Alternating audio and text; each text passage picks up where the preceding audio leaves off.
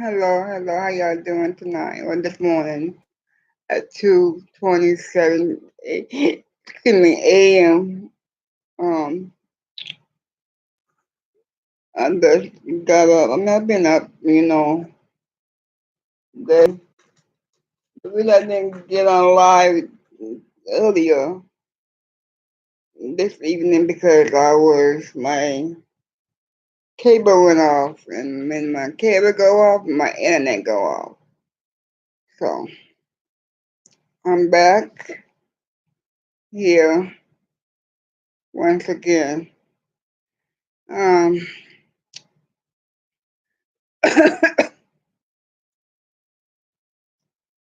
so I had a lot of people come up on my on Dana J Live. Him and T Steven and them have a new page up.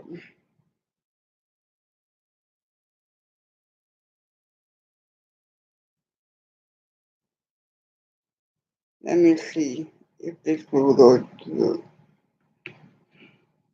What's up? And if I get a copyright, I would definitely go to my StreamYard. I'm going right now and just for the hell of it. And if I just go and get a copyright, I know I would, but people does.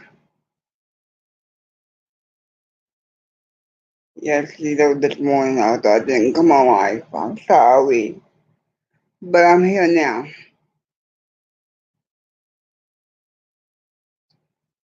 This is Dana J, and he's talking about R. Kelly's new charge.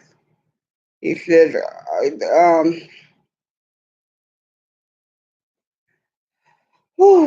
it says R. Kelly's update the order for New York.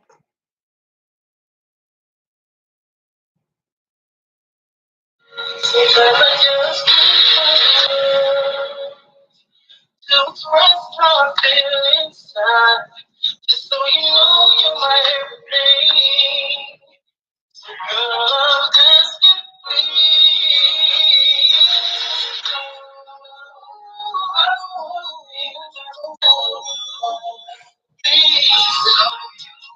what's going on? There's some more folks in here. Tamika Waters, hey. What's up, Ern?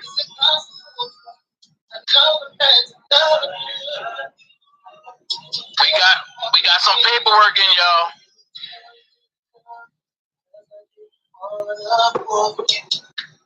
For you.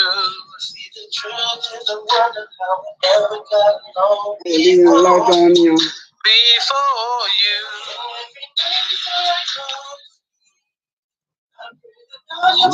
Coco, hey.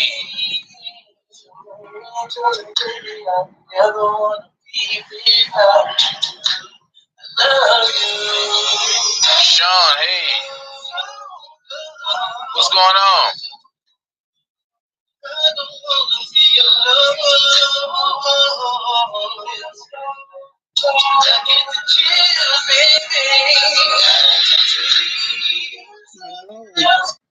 Hey, yeah, just gotta get a little Baltimore vibe in me real quick. Get a little feel, that Baltimore feel.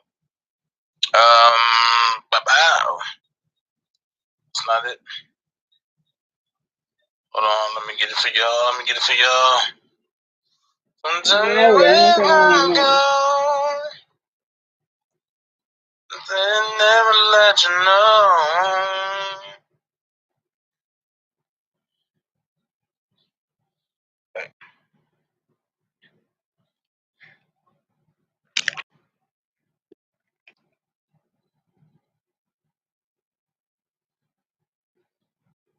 Like I said, if this live goes, I will go on my streamline yard, and I go on there and I do it all over again. Hold on 1 second, y'all. I just got something. Hold on.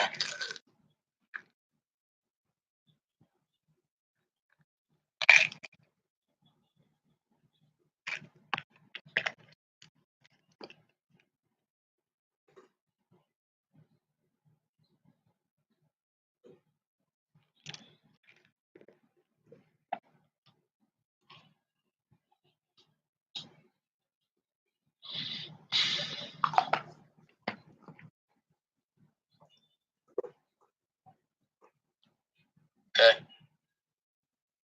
Alright. Oh, baby. Hey, sis. I'm back on. I'm about to go through some paperwork.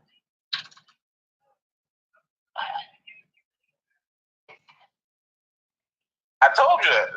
I told you that. But hop on live. Sky Zone was on live. We had an issue that happened on live, and Sky Zone addressed it. Same person cussed out Mama Mary again. I ain't go there and look. I don't know, but it was just. You can ask Sidbo, and I went over there and looked at it.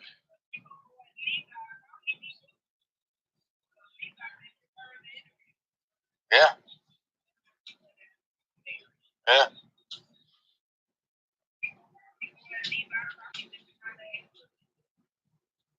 Crazy. A lot. And you gotta go look at it. You gotta go look at it. Oh, hold on. My name is on here. Baby 2020 for R. Kelly. Baby 2020 for R. Kelly. It's striking my channel, like or dislike. I have 2 channels on here. And I go on both of the channels. So if you on one, you can come on my backup page. This is my backup page. Yeah. Read the chat and then listen to when she came on. It's kind of ugly. It was nice. No, read my chat and what Skyzer was saying and what everybody in the chat was saying. And when Mama Murray came on and then Sky came after her.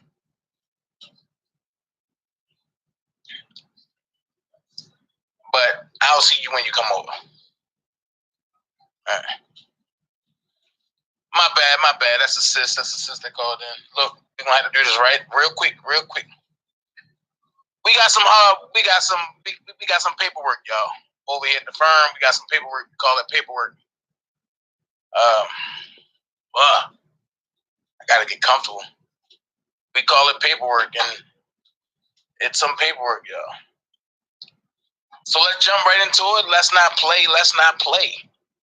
United States District Court, Eastern District of New York, United States of America against Robert Sylvester Kelly, also known as R. Kelly. With the docket number to the right, you got the state's attorney, Richard P. Donahue, and Elizabeth Geddes, Nadia Shahada, and Maria Cruz, U.S. attorneys. Preliminary statement. Let's talk about it. Are y'all ready for this order? Preliminary statement. The government respectfully submits this memorandum of law in opposition to the defendant's motion to strike allegations from count 1 of the superseding indictment and dismiss the remaining counts. The motion, or MOT, the defendant moves to dismiss racketeering to dismiss number 1, racketeering acts 10 and 12 of count 1 and 2 counts, and 2 counts 2 through 5 of the second superseding indictment because New York Public Health Law, Section 2307, is facially unconstitutional. Mott at number 2, since the filing of the motion, a grand jury returned a third superseding indictment in this matter. As a result, the government construes the motion to apply to the racketeering acts and substantive counts referencing New York Public Health Law Section 2307 and the third superseding indictment, the indictment. Racketeering Acts 12 and 14 of count 1 and count 6 through 9. For the reasons set forth herein, the motion should be denied. So that's what the government is saying, that the motion should be denied. So background, count 6 through 9 and Racketeering Acts 12 and 14 of count 1 each relate to violations of the Mann Act. More specifically, these racketeering acts and counts collectively allege that on or about May the 18th, 2017 and February the 2nd, 2018, the defendant transported Jane Doe number 6 to interstate commerce with the intent that Jane Doe number 6 engage in sexual activity for which a person can be charged with a criminal offense. Really, Azriel? Specifically, violations of New York Penal Law, Section 120.20. Section 120.20. Reckless endangerment and New York Public Health Law, Section 2307. Section 2307, exposure of infectious venereal disease and violation of 18 U.S.C. 2421, A and 2, persuaded, induced, entice, and coerce Jane Doe number 6. I'm sorry, that's not Azriel. That's Faith. Travel and whoever's coming over here, if my live goes, I'll be on live stream, live on StreamYard. Interstate commerce to engage in sexual activity for which a person can be charged with criminal offense. Specifically, violations of Section 120.20, reckless endangerment, and Section 2307, exposure to infectious venereal disease. In violation of 18 U.S.C. 2422, the indictment further alleges that the defendant violated these New York state laws specifically by engaging in unprotected sexual intercourse with Jane Doe number 6, without first informing Jane Doe number 6 that he had contracted herpes and obtaining her consent to sexual intercourse in these circumstances. With respect to these Mann Act violations, the government expects to prove the following facts at trial. Jane Doe number 6 met the defendant following an R. Kelly concert that she attended. Wait a minute. The following facts at trial. Jane Doe number 6 met the defendant following an R. Kelly concert. Let's stop right there. So what the government is really trying to do is split R. Kelly and Robert Sylvester Kelly and then bring them back together when it benefits them. No, they can't have it both ways. No. Okay, Jane Doe number 6 met the defendant following an R. Kelly concert that she attended when she was 19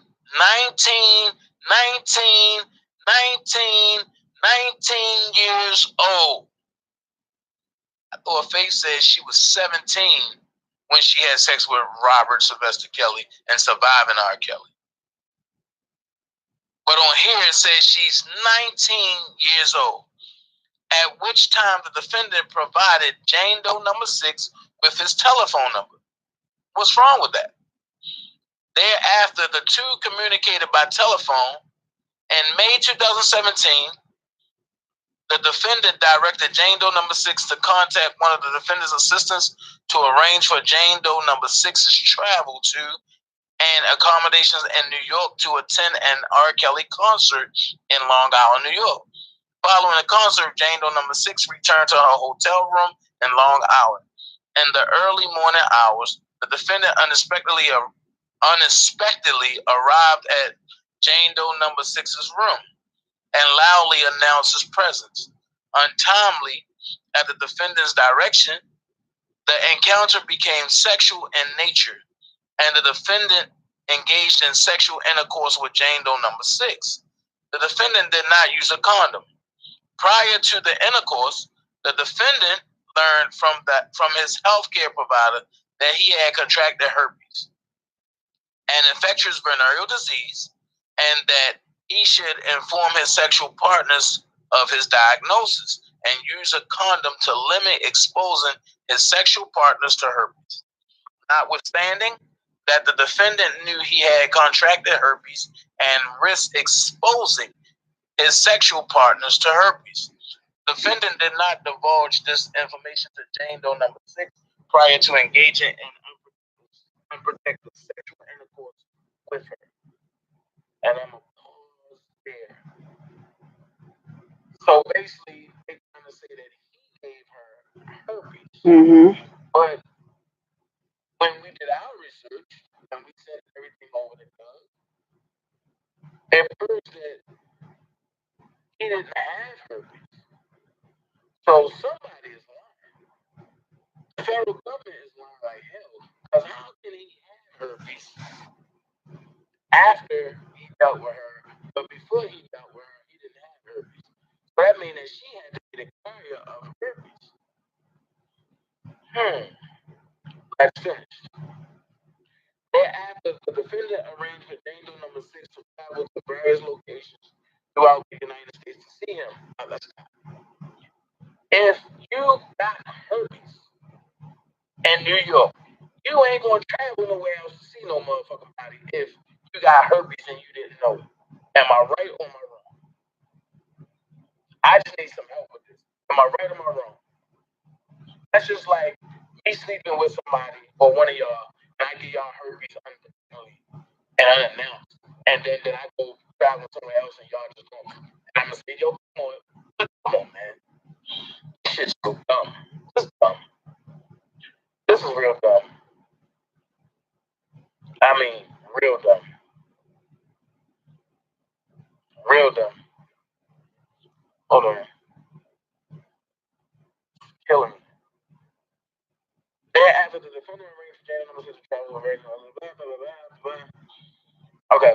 Well, the United States to see him, including a final trip in February 2018 to New York City, where the defendant arranged for Jane Doe number 6 to travel to see him through an airport in Queens, New York. While in New York, the defendant engaged in sexual intercourse again with Jane Doe number 6 without using a condom and without divulging to her. Why would you have sex with somebody again if you know that person have a disease? Why would you, as a human being, if you know this person has, or somebody's saying he has a disease, and you lay down with him, and that's on you. Give him more. Hold up, wait a minute. No.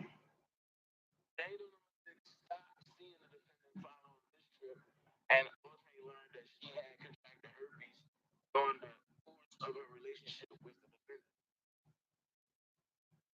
So I'm asking the question: how do she have herpes? Oh, no, go ahead. How is it that R. Kelly had herpes and gave it to her? But Tom Savage for her, oh girl, you gotta go back and add something serious like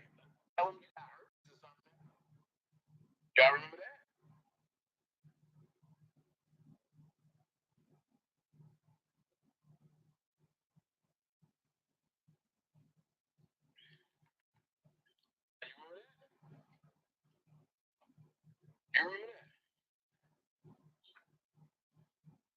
Right. So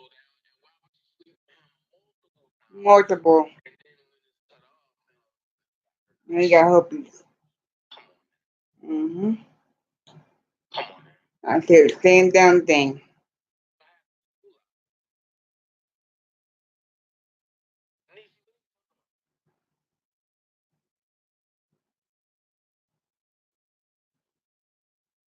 I mean, I don't want to miss no questions. Argument. Motion should be denied because alleged conduct violates New York penal law, section 120, Act 20, statute that the defendant does not challenge. Wow.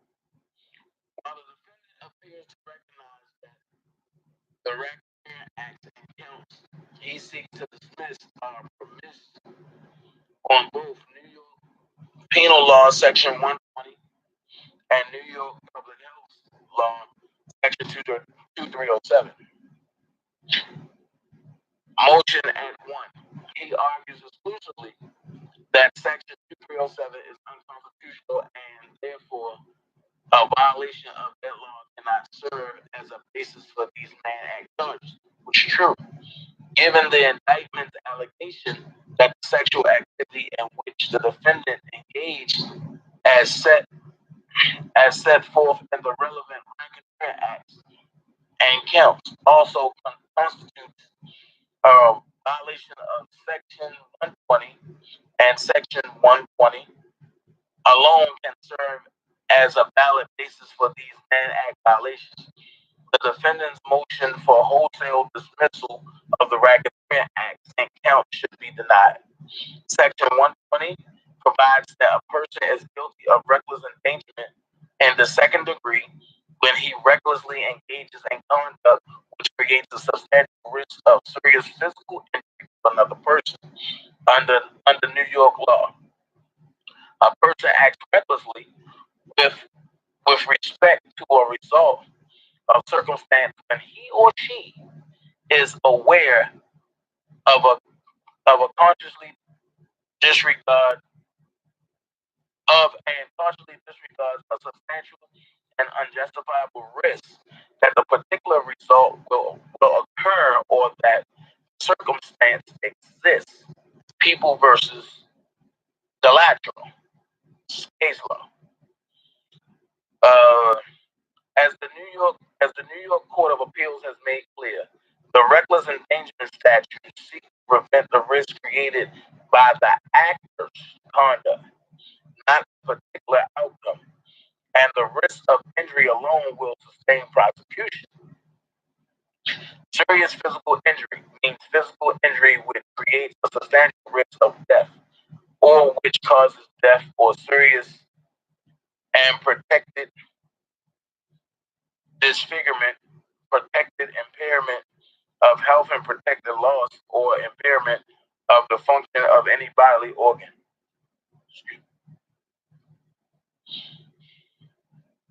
Man, get Jason Finch out of here.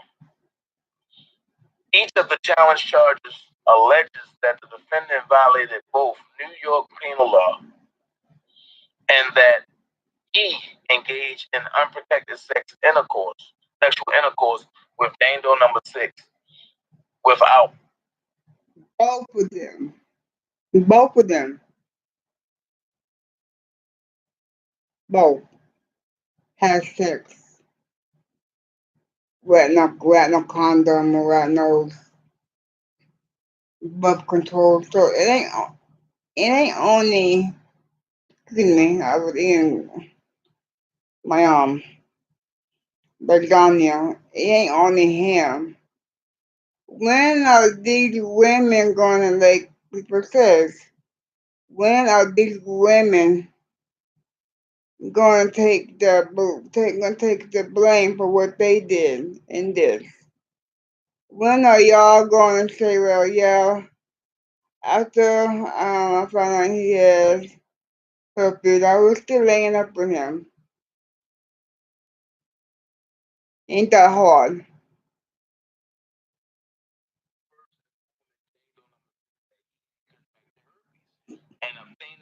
consent to sexual intercourse in these here we go. circumstances. Such conduct clearly meets the element of reckless endangerment in the second degree. Indeed, the New York Court of Appeals affirmed this very conclusion in similar circumstances. In People versus Williams, the defendant engaged in unprotected sex with the victim knowing he was HIV positive. What the hell? And without informing the victim of his HIV positive status. The district attorney sued and a New York grand jury returned an indictment charging the defendant in Williams. Okay, in the case law. Okay.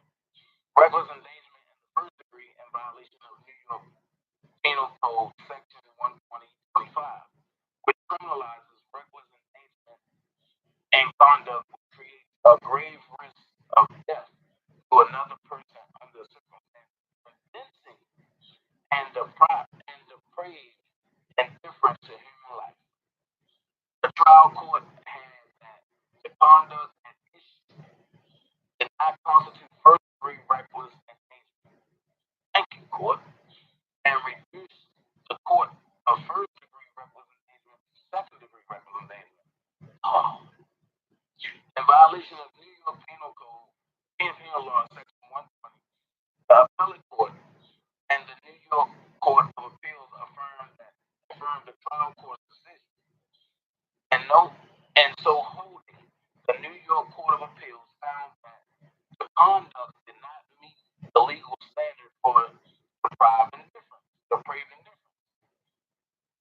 Because there was no evidence that the defendant exposed the victim to the risk of the infection out of any relevant ill-violent desire for the victim, the contact of the virus, and read or that he was utterly indifferent to the victim's state. Okay, that's all case law. All case law. All case law.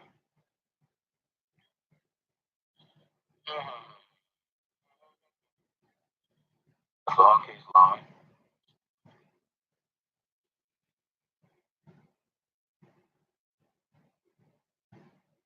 All case law right here. Jesus. They filled this joint with nothing but case laws.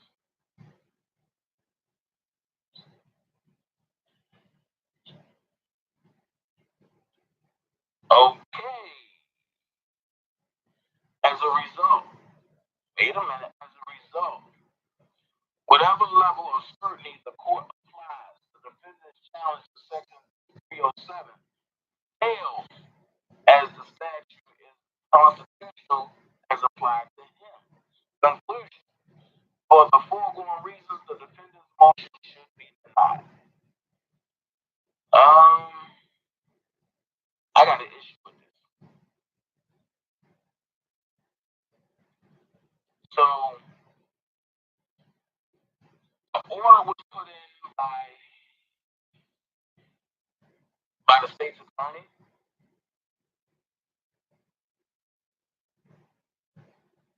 And let's go down. Let me see something. Let me see if Donahue found this. Yep. No. Donahue is the attorney. Okay. There's no signature. Okay, so therefore, we're waiting for a judge to see what they're going to do. Dated Brooklyn, New York, March 23rd, 2020. For the foregoing reasons, the defendant's motion should be denied. So therefore, a judge has not signed off on this yet. Clerk of court, all counsel of record. Okay. Richard P. Donahue, United States Attorney. Right. There's no judge's signature, there's no judge's name on it. So basically, what's going on is that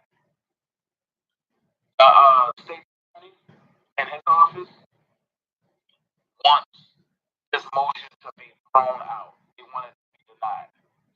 Whereas that Doug, Steve, Leonard, and Nicole and Ray What's going on? So that's going to appear to be a discrepancy on the court. So the judge has to make a decision on this. So we have we have the court side, I mean the team side. Now we're just waiting for the judge to do all this together. I'm tripping though,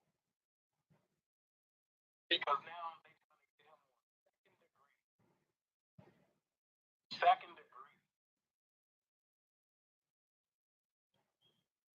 for a sexual act, and you can't prove who gave who what.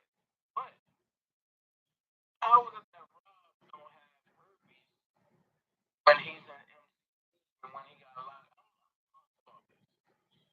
How can they go forward with something? And See,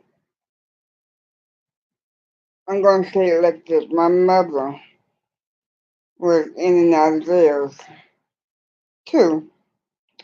And she said they check you for HIV, chlamydia, all them diseases. I know by now, when they first put R. Kelly in the jail cell, before they did anything else, I know